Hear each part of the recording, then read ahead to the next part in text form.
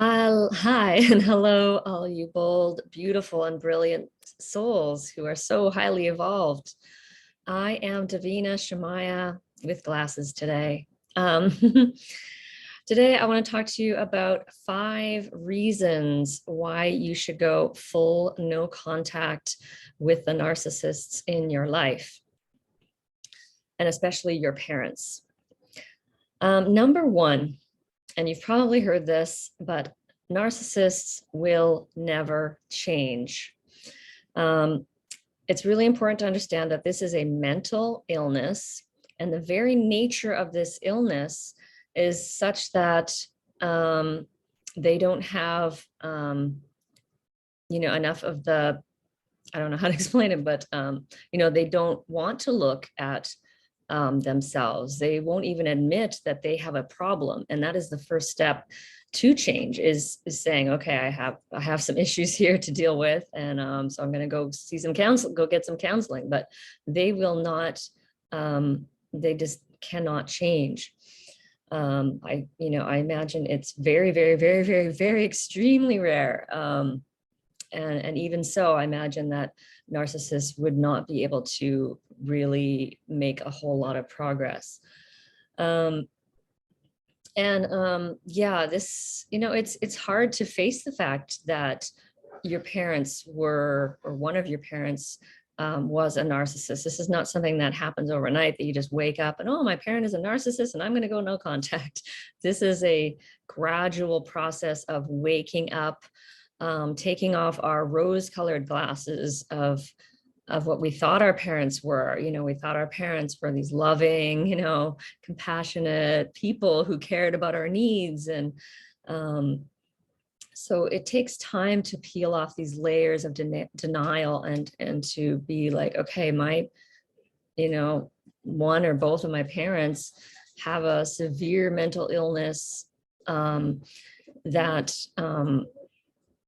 severely affects their ability to have any kind of relationship or any kind of intimacy. So yeah, and as empaths and highly sensitive people, we want to change them, we want to fix them, we want to heal them, and we think if we just love them enough and empathize with them enough and try to take care of their shame, that they will change or that they will get better. And they don't. They really never do. And so it's really just takes time to come out of this denial. Number 2 is to really understand that the relationship you had with your parent or both parents that are narcissists, it's a trauma bond. It is not your parents did not love you, so to speak. There was maybe some amount of care there, of course, but the foundation of the relationship is a trauma bond in which they are abusing you intermittently, and you are then fawning, pleasing, putting your and pitying them. That's another one: fawning, pitying, pleasing them, and putting your needs on the back burner aside so that you can take care of their needs and try to please them so that they abuse you a little bit less. That's pretty much what a trauma bond is. And if you've been conforming and complying with them for years or decades, it might seem like, I don't know, they don't seem like narcissists. I suspect that they might be, but they seem nice. They might seem nice because you're conforming. And as soon as you start to grow, or they may even sense it, that you're starting to grow and change and develop yourself, they start to feel threatened. And as soon as you start to set boundaries, you will see their true colors. And it might be shocking, and you might just be in disbelief. Like, this can't really be the person that I thought my mother was or my brother was, but you will see that they have no interest or no capability of caring about your feelings, caring about your needs, no ability to meet your needs. It's just, they just can't, or they won't, or a combination. So this is a trauma bond. This is not an authentic relationship, because an authentic relationship means that both people have boundaries in the relationship, and both people have their needs basically, respected, and feelings, and there's empathy, right? So this is not an authentic relationship. There's no real true intimacy here. Number 3, it's really important to know, and you probably know at some level anyway already, that their abuse causes you severe emotional and psychological damage, and damage to your soul, with every single interaction. And I think I've kind of learned this, even like I just, I was working with my ex-boss, and I know that she's narcissistic, and yet I spent, just 4 hours taking care of her child, came back to the house, and boom, it was just those, 15 minutes or whatever that we were talking. And after that, I was thinking about it for hours and hours, and that's what they do, is they suck your energy, just like, so this is why I really recommend, like, going low contact is a great start. And if that's where you are, that's fine. And if that's where you want to stay, that's fine.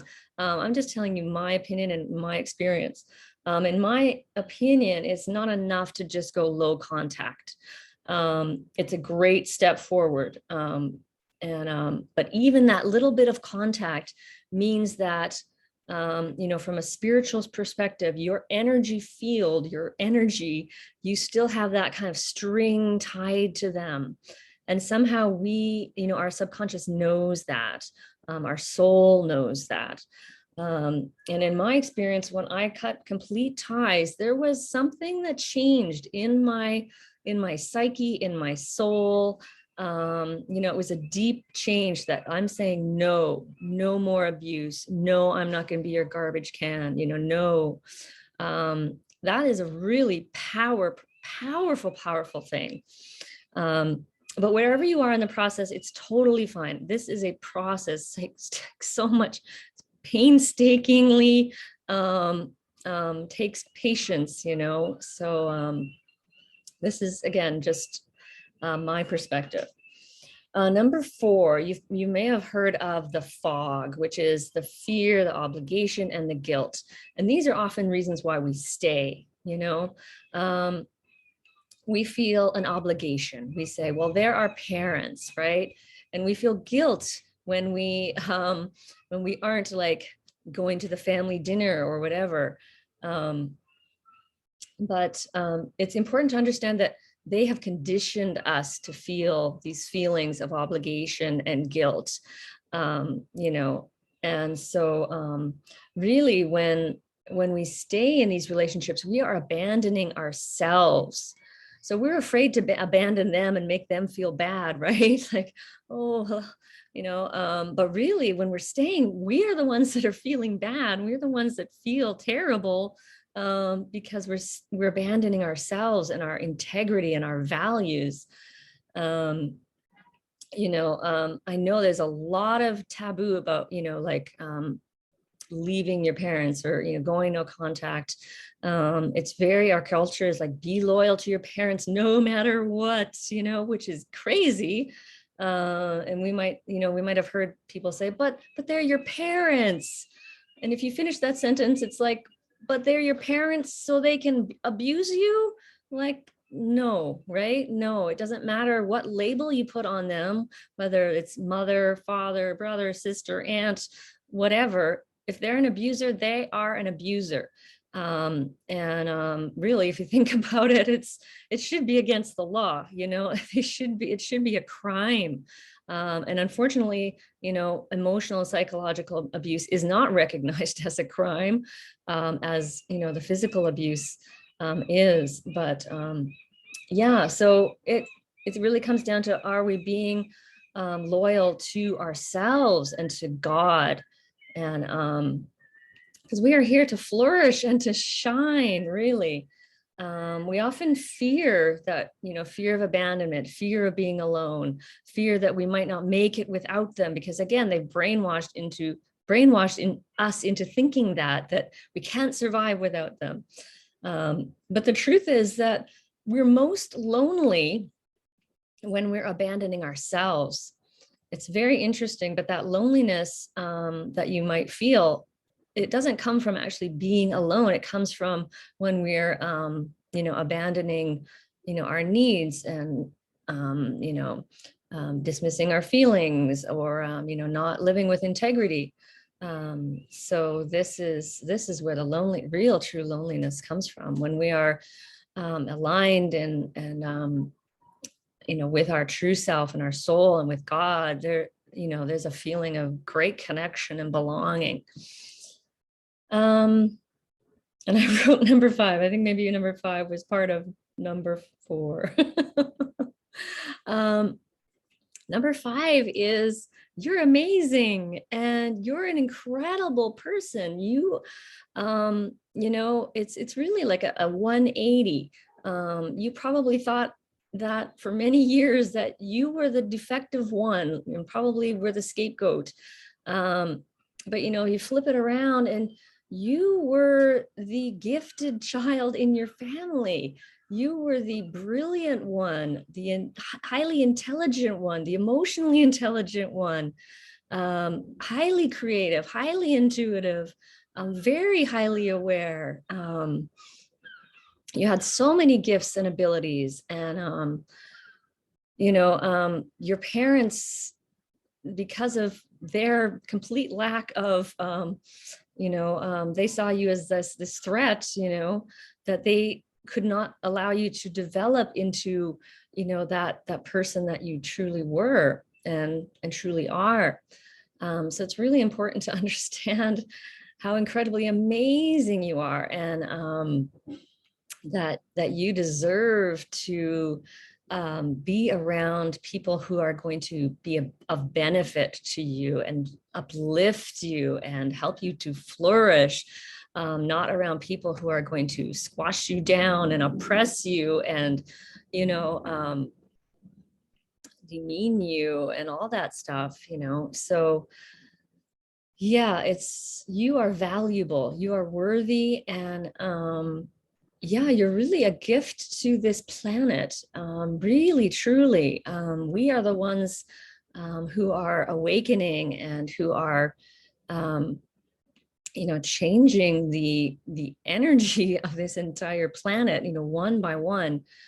And this is powerful stuff, and really understand the power and the importance of this healing work that you're doing. I know it's like, it can feel so like just dark, and I don't know, I've always have so much shame around everything, or often do. Maybe today I don't, but often just have so much shame around everything, that I kind of forget like what I'm doing, that you're a cycle breaker. You have broken generations and generations and generations of this shame that's been passed on and on and on. And you are the one who is saying no more, and you're putting an end to that. And that's another reason to totally break it off from your parents, because we cannot really break the cycle if we still have these little strings attached. You really cannot, we need to allow ourselves to have that evolution and live the best possible lives that we can. Because yeah, you are so, so important to this planet. I hope this was helpful for you today and inspirational in some way. If you have any questions or comments, please leave them below. And I am Davina Shemaya, wishing you many, many blessings on your journey of healing and awakening. Thank you for watching.